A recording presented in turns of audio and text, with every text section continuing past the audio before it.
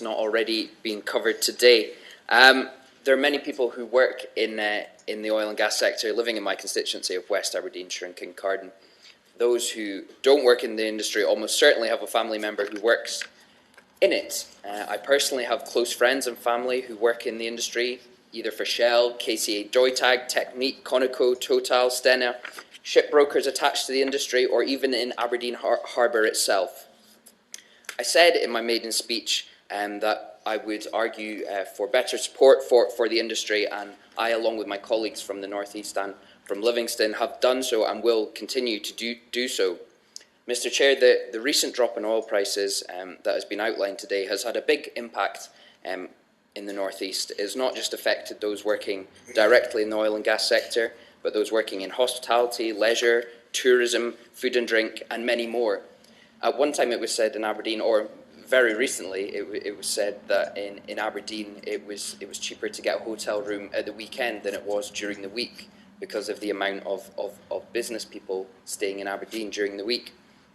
That's why I welcome the recent investment that has been made in Aberdeen City and Shire through the City Region deal, and additionally from the Scottish Government. And I'm particularly pleased about the money earmarked for key projects such as the Laurencekirk Junction in my constituency, and to my further delight for broadband infrastructure.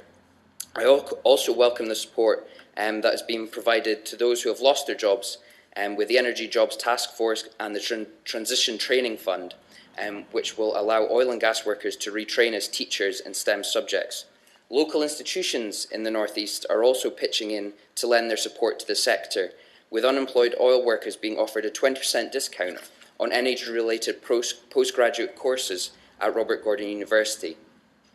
It has been mentioned that there is a moral imperative to help the oil and gas sector. I would agree with this.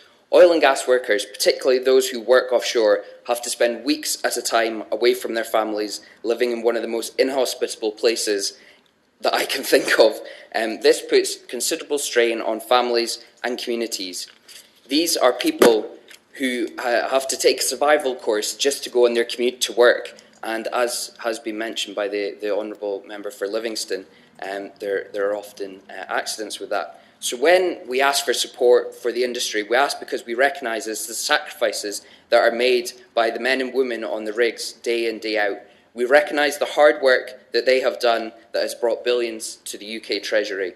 So when the industry faces hard times, like they're experiencing just now, the government, they should be able to expect support from the UK government to get the sector back on its feet and restore confidence. Mr. Chairman, the oil and gas industry is incredibly innovative and entrepreneurial, with whole businesses in the supply chain being created out of simple solutions to all manner of problems faced by the industry. Last Friday, myself and my honourable friend for Aberdeen North visited an international company that started as an idea in a garden shed. It is this kind of company and those like it that make the oil and gas industry so unique and so important. Mr. Walker, I could not speak about the oil and gas industry in my constituency without mentioning Westhill. Westhill is the global centre of excellence in subsea engineering.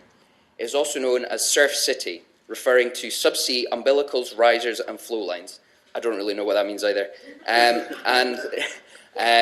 They also do a lot in ROVs, as mentioned by my honourable friend.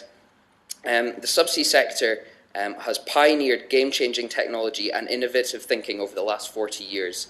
The theme for this year's Subsea Expo was Time for Transformation, aimed at recognising how the industry needs to change, what can be done more simply and more effectively. The last day of Subsea Expo was about encouraging young talent in the industry. Led by the oil and gas skills body, OPITO, the Energise Your Future inspires secondary school students to engage and find out more about the opportunities available in the oil and gas industry. This, along with initiatives such as the Energy Schools Challenge, which allows young people to gain an insight into the industry, show off their general knowledge, and as well as getting heard on the Great North Sound 1. Finally, the Industry Awareness Week, which will take place in Aberdeen in June this year, follows the Oil and Gas Authority's call to action paper and allows young people aged 16 and over to engage with different areas of the oil and gas industry and provide the next generation with the career choices available. As the industry looks to become more innovative and efficient, it may be this younger generation that will come up with the solutions to ensure the oil and gas industry survives and thrives. Ms. McKay.